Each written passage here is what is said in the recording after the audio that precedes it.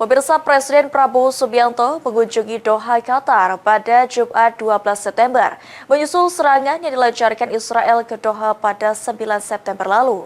Dalam kunjungan ini, ia melakukan pertemuan resmi dengan Emir Khalifah Sheikh Tamim bin Hamad Al Thani di Istana Lusail, Doha, dan menyampaikan simpati serta solidaritas dari Indonesia.